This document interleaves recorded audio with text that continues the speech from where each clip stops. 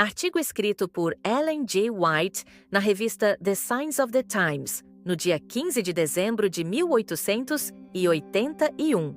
Título: Mensagem de Deus para Samuel. Enquanto o coração de Eli se enchia de ansiedade e remorso pela conduta maligna de seus filhos, ele encontrava alívio e conforto na integridade e devoção do jovem Samuel. Sua pronta ajuda e fidelidade invariável aliviavam os fardos do sacerdote aflito. Eli amava Samuel, pois via que a graça e o amor de Deus repousavam sobre ele. Não era costume que os levitas iniciassem seus serviços peculiares antes dos 25 anos de idade. Mas Samuel fora uma exceção a essa regra. A cada ano, mais responsabilidades importantes lhe eram confiadas e, ainda criança, um éfode de linho foi colocado sobre ele, como símbolo de sua consagração à obra do santuário.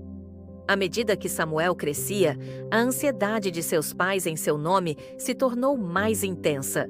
Muitas foram as petições oferecidas para que ele não pudesse ser contaminado pela maldade relatada sobre os filhos de Eli. E o menino Samuel cresceu e estava a favor tanto do Senhor quanto dos homens. Quando tinha apenas 12 anos, o filho de Hana recebeu sua comissão especial do alto. As circunstâncias desse chamado são melhor relacionadas na linguagem simples e comoventemente bela do escritor sagrado.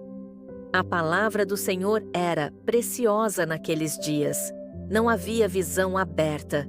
E aconteceu naquele momento, quando Eli foi deitado em seu lugar e seus olhos começaram a escurecer, que ele não podia ver. E antes que a lâmpada de Deus se apagou no templo do Senhor, onde estava a arca de Deus. E Samuel se deitou para dormir, que o Senhor chamou Samuel. Supondo que a voz seja a de Eli, a criança apressou-se para a cabeceira do sacerdote idoso, dizendo: "Aqui estou eu, porque você me chamou." A resposta foi: "Eu não liguei, meu filho. Deite-se de novo." 3 vezes Samuel foi chamado, e 3 vezes ele respondeu da mesma maneira. E então, Eli se convenceu de que o chamado misterioso era a voz de Deus. Que sentimentos devem ter comovido o coração do sumo sacerdote naquela hora? Deus havia passado por seu servo escolhido, o homem de cabelos castanhos, para comungar com uma criança. Isso em si foi uma repreensão amarga, mas merecida, a Eli e sua casa. Nenhum espírito de inveja ou ciúme despertou no coração de Eli. Ele humildemente se submeteu à vontade de Deus e ordenou que Samuel respondesse, caso fosse chamado novamente: "Fala, Senhor, porque o teu servo ouve." Mais uma vez, a criança ouviu a voz misteriosa e respondeu: "Fala, porque o teu servo ouve." Tão impressionado ficou com a ideia de que o grande Deus lhe falaria, que não conseguia se lembrar das palavras exatas que Eli lhe ordenara. E o Senhor disse a Samuel: "Eis que farei uma coisa em Israel, na qual os ouvidos de todos os que a ouvem formigarão. Nesse dia, executarei contra Eli todas as coisas que falei sobre sua casa. Quando eu começar, também farei um fim, porque eu lhe disse que julgarei a sua casa para sempre, pela iniquidade que ele conhece, porque seus filhos se tornaram vis, e ele não os conteve. E, portanto, jurei à casa de Eli que a iniquidade da casa de Eli não será expurgada com sacrifício nem oferta para sempre." As Escrituras afirmam que, antes de receber esta mensagem de Deus, Samuel ainda não conhecia o Senhor, nem a palavra do Senhor ainda lhe foi revelada. Ele não era desprovido de um conhecimento de Deus, nem era um estranho à influência da graça divina, mas não estava familiarizado com tais manifestações diretas de sua presença, como foram concedidas aos profetas. Era o propósito do Senhor, no entanto, revelar-se de uma maneira inesperada, para que Eli pudesse ouvir isso através da surpresa e investigação do jovem. Samuel não tinha sido ignorante do caminho perverso seguido pelos filhos de Eli, mas ele estava cheio de medo e espanto que o Senhor lhe desse uma mensagem tão terrível.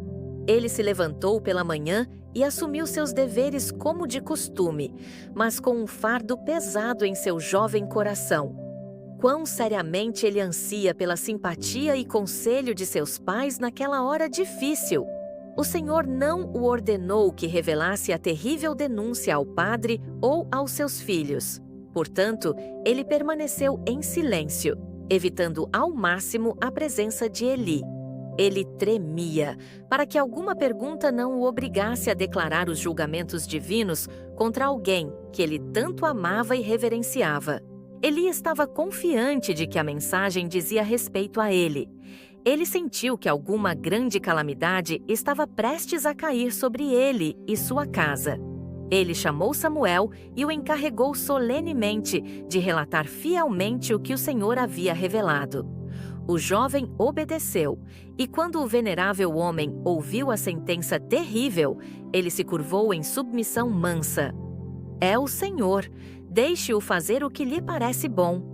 A fé de Eli na sabedoria e justiça de Deus foi inabalável. Ele confessou sua própria culpa e a culpa de seus filhos, e enquanto olhava para o terrível resultado, reconheceu que merecia tudo. É o Senhor. Quem se levantará em julgamento contra ele? Eu já o achei misericordioso, sofredor, santo e justo. Deixe-o fazer o que lhe parece bom. Ano após ano, o Senhor, pelo amor de Eli, atrasou seus julgamentos ameaçados. Quanto poderia ter sido feito naqueles anos para resgatar os fracassos do passado? Mas o padre idoso não tomou medidas eficazes para evitar a desgraça que paira sobre ele e sua casa. A tolerância de Deus fez com que Hofni e Finéias endurecessem seus corações e se tornassem ainda mais ousados e desafiadores na transgressão. Mas, de forma constante e segura, o dia da retribuição estava se aproximando.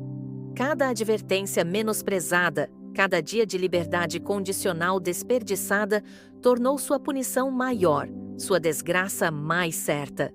Deus suporta por muito tempo a perversidade e a teimosia dos homens. Por meio de advertências e reprovações, Ele mostra a eles sua verdadeira condição. Repetidamente, Ele os chama ao arrependimento. Embora as multidões sejam ousadas em pecado, pisoteando sua misericórdia e desafiando sua justiça, Ele ainda derrama suas bênçãos sobre elas. Quão infinitamente além da compreensão humana estão a misericórdia e a tolerância do Senhor para com os filhos dos homens. No entanto, há um limite além do qual os homens não podem continuar em pecado. Quando a plenitude da iniquidade é alcançada, como os amonitas e os filhos de Israel que caíram no deserto, então a ira de Deus é visitada sobre os transgressores de sua lei. Há muitos que ensinam que o homem pode violar a lei de Deus com impunidade. Esses homens procuram esconder o caráter horrível do pecado, vestindo-o com vestes de justiça. Eles podem observar todas as formas de religião, mas seus corações são inimizes com Deus. Eles olham para sua lei como um jugo de escravidão, porque os proíbe de satisfazer seus desejos pecaminosos. Não terás, colocado em todas as avenidas do pecado, é a restrição do justo e santo. Aqueles que, como Hofni e Finéias, desconsideram os mandamentos de Deus e levam os outros a transgredir, são os agentes de Satanás para destruir as almas. Eles dizem ao pecador: tudo ficará bem com você. Quando Deus diz: eu castigarei o transgressor com minha ira, eu o levarei embora em meu descontentamento quente. Deus pode suportar por muito tempo os pecados dos homens, mas em seu próprio tempo Ele reivindicará sua autoridade. Embora os ímpios possam dizer: meu caminho está escondido do Senhor. Mas quando sua interposição for necessária, Ele mostrará que olha todas as obras dos filhos dos homens. Nos dias de Noé, a maldade do homem tornou-se tão grande que era necessário que Deus afirmasse sua autoridade e punisse os transgressores de sua lei. Uma crise havia vindo, e o Senhor declarou os limites de sua tolerância em relação àquela raça culpada. Ele enviou seu servo fiel, com uma mensagem de advertência, dando-lhe 120 anos para se virar de seus pecados. Eles rejeitaram e desprezaram o amor de Deus, e quando a medida de sua iniquidade estava cheia, quando os limites da misericórdia divina foram ultrapassados, o Senhor varreu aquela raça perversa da terra pelas águas da inundação. À medida que os homens se aumentaram novamente, eles se afastaram do Senhor. E então, Abraão foi feito o depositário da lei de Deus. Quando os israelitas, através de sua longa escravidão no Egito, perderam em grande medida o conhecimento dessa lei, o próprio Senhor a proclamou do Sinai, na audiência de todo o povo. As nações da terra foram entregues à idolatria.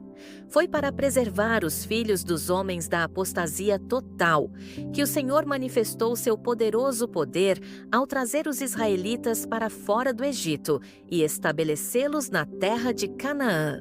Quando a autoridade de Deus foi deixada de lado e sua adoração negligenciada e desprezada, tornou-se necessário que ele interpusesse para que a honra de seu nome pudesse ser mantida na terra. Tal necessidade existia nos dias de Eli.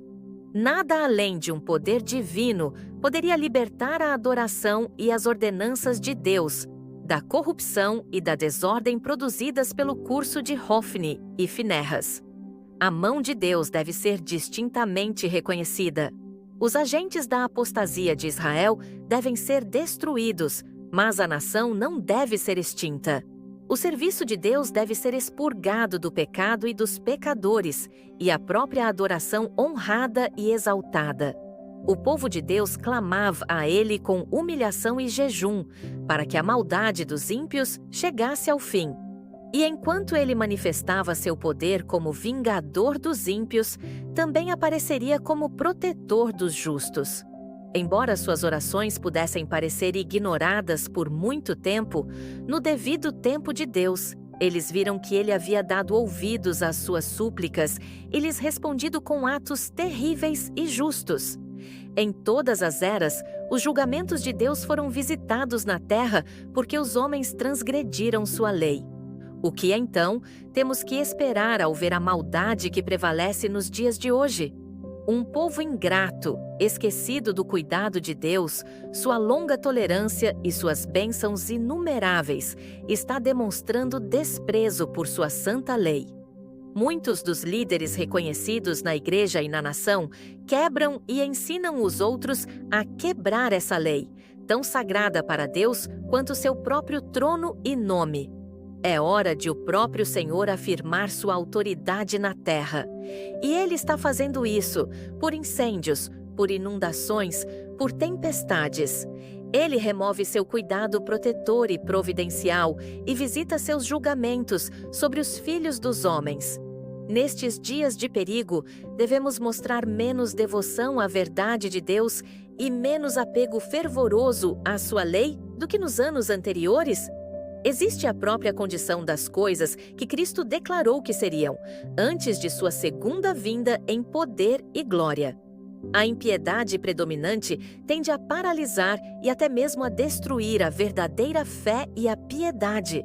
Mas este é o exato momento em que o ouro da integridade cristã brilhará mais, em contraste com o sudo da hipocrisia e da corrupção. Agora é o momento para os escolhidos de Cristo mostrarem sua devoção ao seu serviço. O momento de todos os seus seguidores darem o testemunho mais nobre para seu mestre, mantendo-se firmes contra a corrente predominante do mal.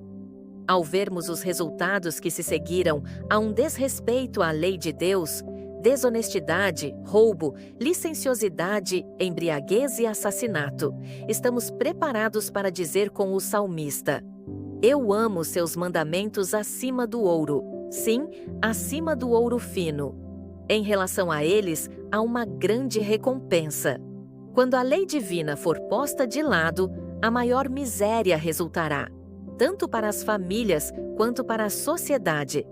Nossa única esperança de coisas melhores é ser encontrada em uma adesão fiel aos preceitos de Jeová. A infiel France uma vez tentou o experimento de rejeitar a autoridade de Deus. Que cenas de horror se seguiram! Os homens deixaram de lado a lei divina como um jugo de escravidão, e em sua liberdade e gabada, eles se colocaram sob o governo do verdadeiro tirano. A anarquia e o derramamento de sangue dominaram aquele dia terrível. Foi então demonstrado ao mundo que a maneira mais segura de minar o fundamento da ordem e do governo é não prejudicar a lei de Deus. Lembremos que, pela lei, é o conhecimento do pecado. Os mandamentos de Deus condenam o pecador de sua culpa. Mas essa lei perfeita foi obedecida por Cristo em nosso lugar, e através da fé nele, somos libertados de nossa grande dívida, e somos colocados onde, em sua força, podemos prestar obediência a Deus. Em vez de sentir que agora somos, em menor grau, desculpáveis em mais transgressões, perceberemos como nunca antes a justiça das reivindicações de Deus sobre nós e o caráter sagrado de sua lei, já que Cristo deve morrer para manter sua autoridade. Antes de muito tempo, o obediente verá os resultados abençoados que seguem a guarda de todos os mandamentos de Deus, e os transgressores de sua lei colherão a recompensa de suas ações. O juiz de toda a terra reivindicará sua autoridade insultada. Já vemos seus julgamentos na terra, e o fim ainda não é. Ele trabalhará até que o pecado e os pecadores sejam destruídos da terra.